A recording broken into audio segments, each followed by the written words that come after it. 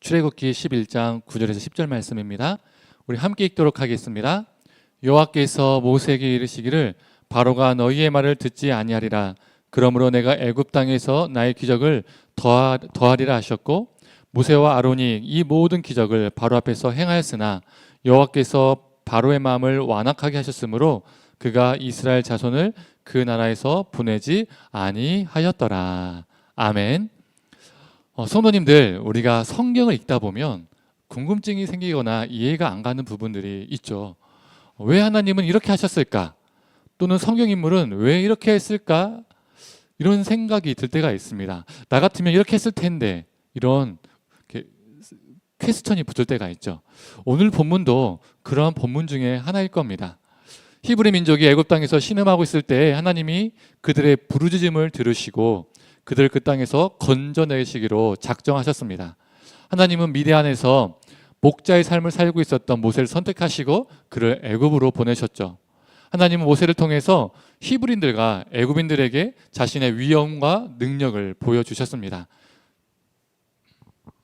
지팡이가 뱀으로 변하는 기적, 물이 피로 변하는 재앙, 개굴대가 넘쳐나는 재앙, 땅의 티끌이 이로 변하는 재앙, 파리떼가 온 땅에 가득한 재앙, 가축들에게 생긴 돌림병 재앙, 그리고 애굽인들과 가축들에게 생긴 악성 종기 재앙, 그리고 우박이 애굽 온 땅에 내리는 재앙, 그리고 메뚜기가 창궐하는 재앙, 흑암이 깔리는 재앙, 그리고 또 뭐가 있죠?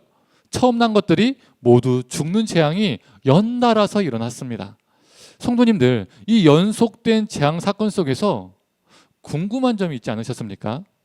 단순한 사건, 단순한 사고가 아니었습니다. 말 그대로 재앙이었죠. 바로는 왜 이 무섭고 큰 재앙을 한 번도 아니고 수차례 경험했음에도 불구하고 끝까지 하나님을 대적했을까요? 그런 고집, 그런 오기는 어디에서 나온 것일까요? 저 같으면 한두 번 당하면 두 손 두 발 다 들고 바로 항복할 것 같습니다. 우리 복싱이나 UFC 같은 이 격투 종목에서 상대방이 너무나도 강하면 중간에 어떤 경우도 생깁니까? 기권하는 경우도 생기죠. 상대방이 너무나 강하면 내가 훨씬 약하다고 느끼면 큰일 나겠다, 이런 생각이 들면 내가 살기 위해서라도 기권을 합니다.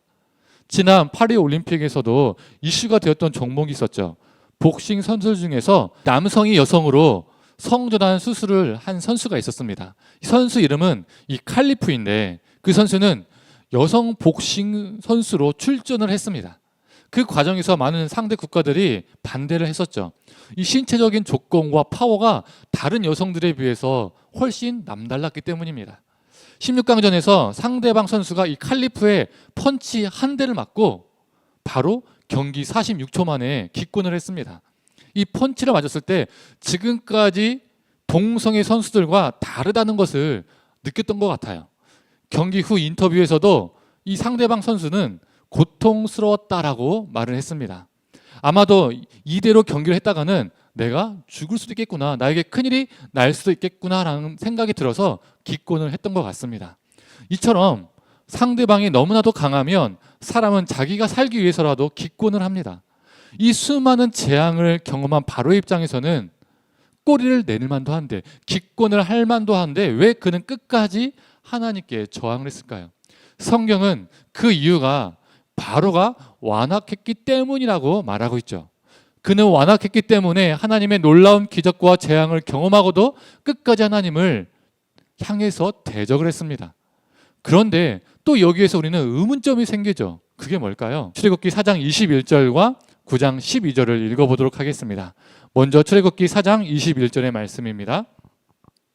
여호와께서 모세에게 이르시되 네가 애굽으로 돌아가거든 내가 네 손에 준 이적을 바로 앞에서 다 행하라. 그러나 내가 그의 마음을 완악하게 한즉 그가 백성을 보내주지 아니하리니. 9장 12절의 말씀입니다. 그러나 여호와께서 바로의 마음을 완악하게 하셨으므로 그들의 말을 듣지 아니하였으니 여호와께서 모세에게 말씀하신과 같더라. 오늘 본문과 그리고 4장과 9장 이 출애굽기 이 본문에서는요, 이 바로의 마음이 완악했다. 그런데 바로가 완악했는데 어떻습니까? 누가 바로의 마음을 완악 완악하겠다라고 말하고 있죠? 다른 누가 아닌 하나님께서 바로의 마음을 완악하게 하셨다라고 말하고 있습니다. 그렇다면 우린 여기에서 이런 의문점이 생기는 거예요. 왜 하나님은 왜 굳이 바로의 마음을 완악하게 하셨을까? 그의 마음을 완악하게 하지 않으셨으면 그가 진작 황복했을 텐데 말이죠. 진작 기권했을 텐데 말이죠. 한두 번의 재앙을 경험하고 바로 두 손 두 발 다 들고 일찍 이스라엘을 내보냈을 텐데 말이죠. 하나님이 바로의 마음을 완악하게 하셔서 그가 말을 안 들었습니다. 하나님께 저항했습니다. 그러면 하나님 책임 아닐까요? 하나님이 그를 완악하게 만드셨잖아요. 그런데 하나님은 자신이 바로를 완악하게 만드시고 그가 대적하니까 또 재앙을 내리십니다. 그것도 한두 번도 아니고 여러 번 반복해서 재앙을 내리시죠. 오히려 하나님이 이상한 분 아니신가요? 우리는 이 부분을 어떻게 이해해야 할까요? 결론부터 말씀드리면 하나님께서 그를 완악하게 하셨기 때문에 그가 완악하게 된 것이 아닙니다. 바로가 원래 완악하지 않았는데 그냥 평범했는데 하나님 때문에 완악해지고 그래서 그가 하나님을 대적한 것이 아니라는 거죠. 그는 이미 완악한 자였습니다. 출애굽기 1장을 보면 어떻습니까? 이스라엘 백성들에게 고역을 시키죠. 아기들을 죽이도록 명령을 한 사람이었습니다. 이처럼 그는 악한 자였죠. 이미 완악한 사람이었습니다. 그렇다면 이미 완악한 자인데 하나님이 그의 마음을 완악하게 했다라는 것은 어떤 의미일까요? 이는 로마서 말씀을 통해서 우리는 알 수가 있습니다. 우리 로마서 1장 24절, 1장 28절을 한번 읽도록 하겠습니다. 그러므로 하나님께서 그들을 마음의 정욕대로 더러움에 내버려 두사 그들의 몸을 서로 욕되게 하게 하셨으니 1장 28절의 말씀입니다. 또한 그들이 마음에 하나님 두기를 싫어하며 하나님께서 그들을 그 상실한 마음대로 내버려 두사 합당하지 못한 일을 하게 하셨으니 그가 이미 완악했는데 하나님께서 그를 그 완악한 상태에 내버려 두었다라는 뜻입니다. 이걸 유기라고 하는 거예요. 유기. 정말 무서운 심판 중에 하나죠. 쉬운 예로 말하면 이런 겁니다. 나쁜 짓을 늘 도모하는 악한 자녀가 있어요. 부모는 그 자녀가 돌이키길 바라는 마음으로 기다리고 또 훈계했습니다. 때로는 매를 들어서 무섭게 혼을 내기도 했어요. 그때 정신 차리고 돌아오면 좋은데 더 악한 짓을 하는 겁니다. 폐륜을 저질러요. 너무나 사악해요. 그때 부모가 결국에는 어떤 마음을 먹기도 합니까? 포기하는 경우도 있습니다. 그래, 해봐라. 네가 하고 싶은 대로 해봐라. 네가 어떻게 되는지 보자. 부모가요 자녀를 완전히 포기할 수도 있어요. 흔치는 않지만 실제로 그런 가정들이 있죠. 이게 바로 로마서가 말하는 유기라는 겁니다. 바로의 마음을 완악하게 하다라는 이 히브리어 원어는요 리포 에트 아하제크라는 단어예요. 이 뜻을 보면 바로의 심장을 무겁게 하다, 바로의 심장을 강하게 하다라는 뜻입니다. 이 아무개의 심장을 무겁게 하다란 말은요 그 당시 애굽에서도 사용되었던 관용적 표현이었습니다. 이 뜻이 무엇이냐면 아무개가 의지한 바를 더욱 굳세게 하다라는 뜻을 가지고 있어요. 그러니까 아무개가 어떤 사람이 있는데 의지가 전혀 없는데 그 의지를 넣어준 것이 아니라 이미 그 의지가 있는데 그 의지대로 놓아두어서 그 의지가 더 강하게 된다는 겁니다. 즉 바로는 하나님께 전혀 완악할 마음이 없었는데 그런 의지가 전혀 없었는데 하나님이 그를 완악하게 하셔서 그가 완악하게 된 것이 아니라는 겁니다. 바로는 이미 하나님께 대적할 의지가 있었고 하나님은 그 상태로 내버려 두셨다는 거죠. 하나님은 바로의 그 악한 의지를 도전장으로 받아 주셨다는 겁니다. 싸워보겠다고? 그래, 싸워보자. 이런 것이죠. 그렇다면 바로는 이 10번의 재앙에도 불구하고 왜 계속해서 자기의 심장을 무겁게 했을까요? 중간에 포기하고 좀 싸워보니까 안 되겠는데 내가 지금 6번 싸우는데 6번 다 졌어. 7번 싸우는데 7번 다 졌어.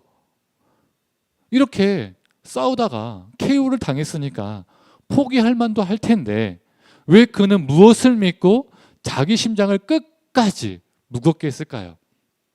그건 그가 나름대로 믿고 있었던 게 있었기 때문입니다. 그 당시 고대근동의 신관을 통해서 그가 자신의 심장을 무겁게 한 이유를 알 수가 있습니다. 첫 번째로 그 당시 신들은 특정 영역과 연결이 되어 있다고 믿었습니다. 즉 신들은 특정한 영토에 묶여 있고 그 영토 안에서 영향력을 발휘한다라고 믿었습니다.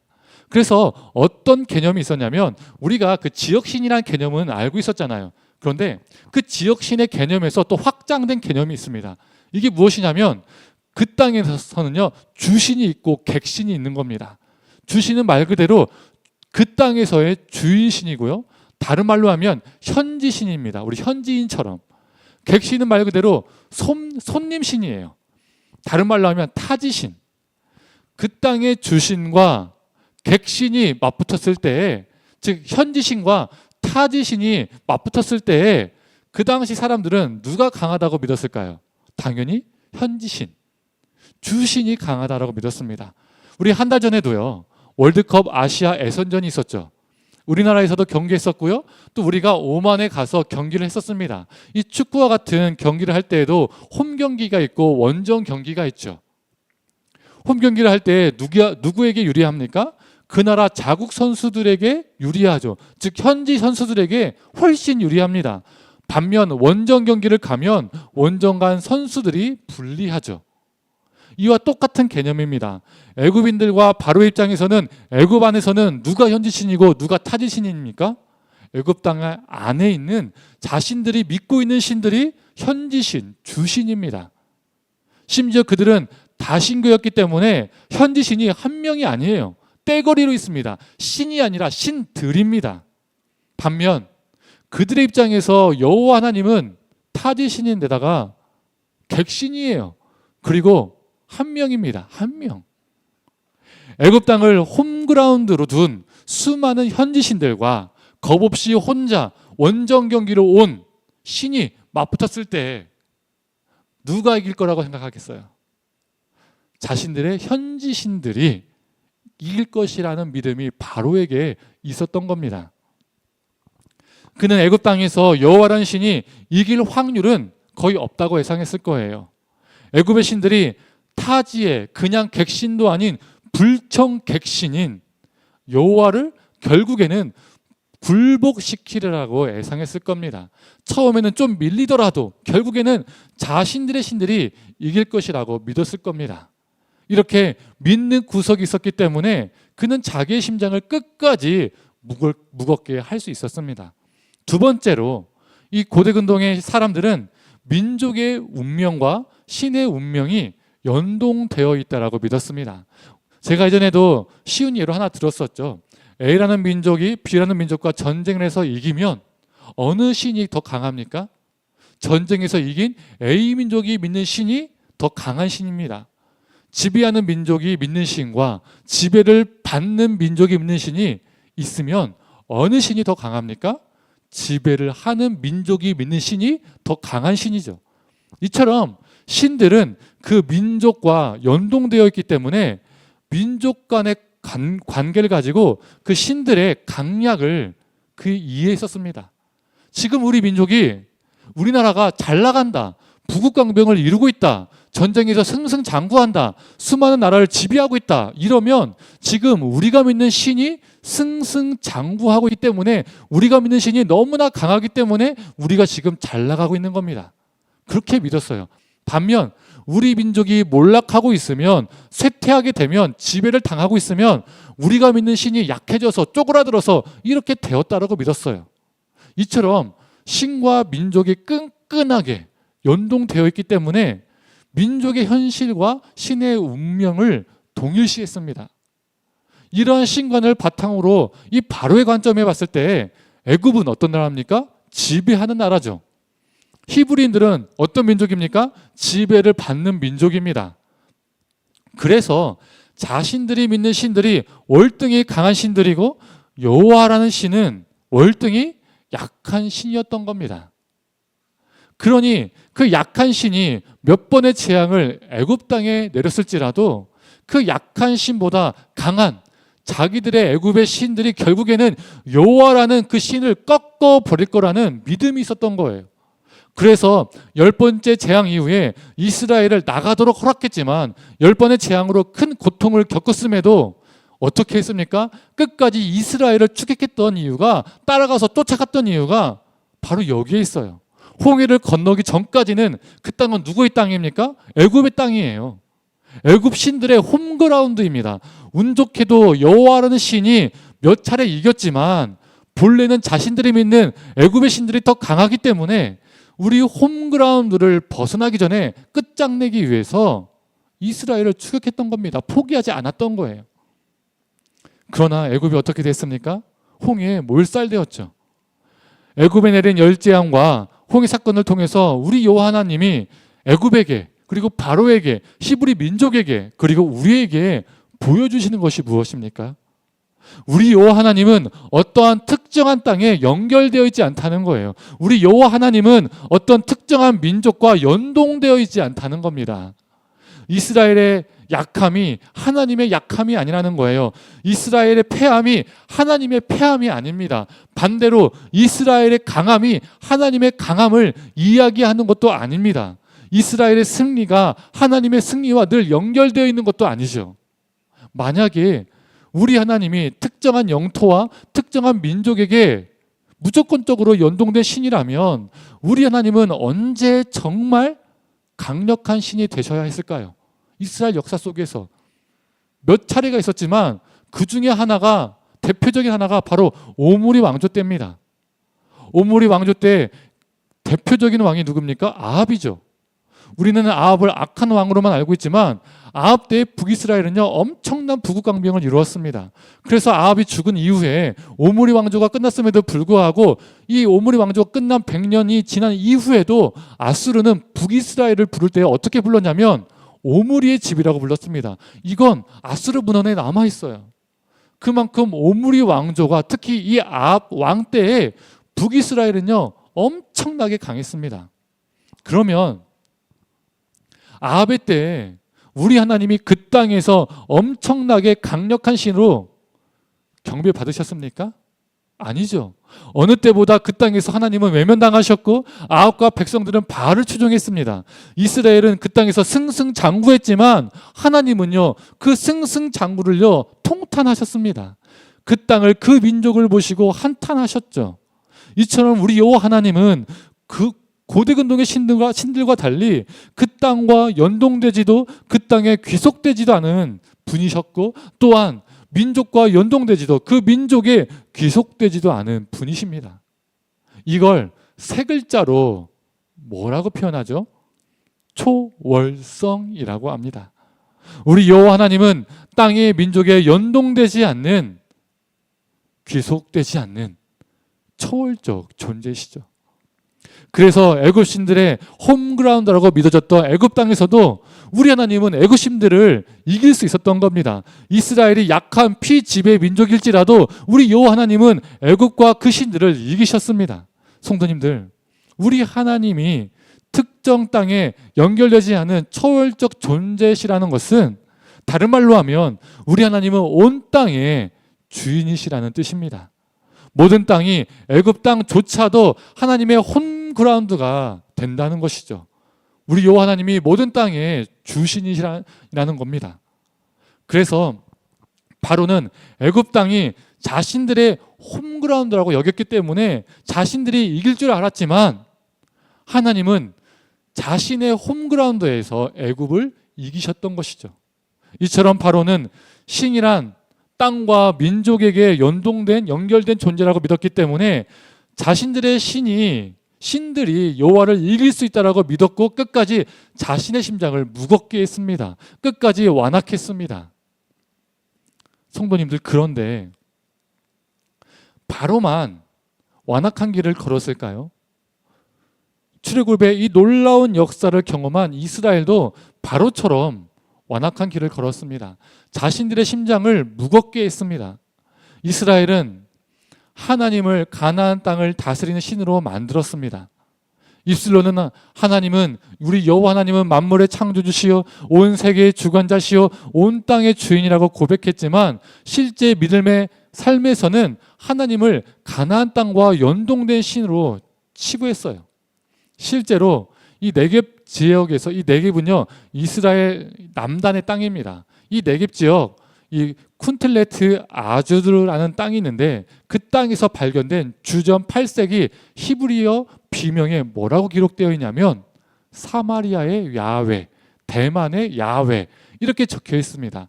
이게 무엇을 말해주냐면 각각 지역에서 지역 주민 나름대로 숭상했던 야훼가 있었다라는 것을 말해줍니다. 이처럼 하나님을 특정 지역에 연동된 신으로 만들었습니다. 이스라엘은 하나님에 관해서 그럴싸하게 고백했지만 하나님은 가나안 땅에 있어야만이 소통 가능한 신이라고 여겼던 거죠. 또한 그들은 하나님을 이스라엘 민족과 연동된 신으로 믿었습니다. 하나님은 영원한 존재시니까 자신들의 민족도 어떤 거예요? 영원할 것이라 믿었습니다. 하나님은 땅과도 연결되어 있기 때문에 연동되어 있기 때문에 이스라엘 땅도 무너지지 않고 영원할 것이라고 믿었던 것이죠. 하나님의 운명과 자신들의 운명을 결부시키고 연동시켰습니다. 그런데 하나님이 어떻게 하셨습니까? 이스라엘이 언약을 파괴했을 때, 이스라엘이 불순종의 길을 걸었을 때 하나님께서 손수 바벨론과 아수르를 도구 삼으셔서 이스라엘을 치시고 이스라엘을 멸망시키셨습니다. 하나님이 그들을 그 땅에서 손수 뽑아내셨죠. 남유다가 멸망하고 바벨론 땅으로 끌려갔을 때 그들의 심정이 어땠을까요? 자신들이 믿는 여호와가 바벨론이 믿는 마루둑 신에게 패배했고 자신들은 이방 땅으로 지금 끌려가고 있습니다. 이제 더 이상 가나안 땅에 있는 여호와 하나님을 만날 수가 없는 것이죠. 그들의 신관에서는. 그런데 에스겔서를 보면 여호와 하나님이 친히 바벨론의 땅 그발 강가에서 에스겔과 그의 백성들을 찾아오십니다. 신방 오세요. 이게 무엇을 말해줍니까? 우리 여호와 하나님은 가나안 땅에서만 만날 수 있는 신이 아니라 우리 여호와 하나님은 특정 땅에 연동된 신이 아니라 어디에서든 온 땅에서든 만날 수 있는 우리를 찾아오시는 하나님이시라는 거죠. 그리고 이스라엘이라는 민족의 멸망이 하나님의 멸망이 아니라는 겁니다. 그들의 패배가 하나님의 패배가 아닙니다. 그 땅에서의 이스라엘의 뽑힘이 하나님의 뽑힘이 아니었습니다. 우리 하나님은 온 땅의 주인이시지만 특정 땅에 연동된 신도 귀속된 신도 아니시며 우리 하나님은 온 민족을 다스리는 신이시지만 특정 민족과 무조건적으로 연동된 신도 아니십니다. 그런데요, 성도님들, 우리도 완악했던 이스라엘처럼 착각할 때가 있어요. 우리도 바로의 신관처럼 하나님을 똑같이 이해하고 믿을 때가 있어요. 우리 하나님을 특정 장소와 특정 영역에 특별히 연결시키고 그곳에 한계를 두는 경우가 있죠. 특히 교회라는 건물의 주신으로 하나님을 만드는 경우가 많이 있습니다. 교회가 하나님의 홈그라운드가 되었죠. 교회가 하나님의 홈그라운드입니까? 아닙니다.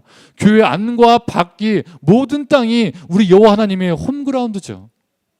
우리도 이스라엘처럼 우리 하나님을 만물의 주관자, 세상의 통치자, 온 땅의 주인이라고 고백하지만 교회 안에서 특히 강력한 신, 그리고 교회와 무조건적으로 연동된 신으로 만드는 경우가 참 많이 있습니다.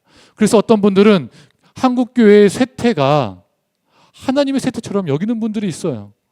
한국교회를 향한 비판을 하나님을 향한 비판으로 생각하고 흥분하시는 분들도 있습니다. 한국교회 쇠퇴가 하나님의 쇠퇴입니까? 절대 아니죠. 중세의 교회가 타락하고 쇠퇴했을 때 하나님이 쇠퇴하셨습니까? 아닙니다. 오히려 매를 드셨죠. 이스라엘이 멸망했을 때 우리 하나님도 멸망하셨나요? 멸망치 않으셨습니다. 이스라엘이 불순종의 길을 걸었을 때 멸망했던 것처럼 중세교회가 타락해서 쇠퇴했던 것처럼 우리도 하나님 앞에 불순종의 길을 걸으면요 쇠퇴할 수밖에 없는 거예요. 그러나 우리가 쇠퇴한다 할지라도 우리 하나님은 여전히 온 땅의 주인이시고 전지전능하십니다. 절대 쇠퇴하지도 않으시고 멸망치 않으십니다.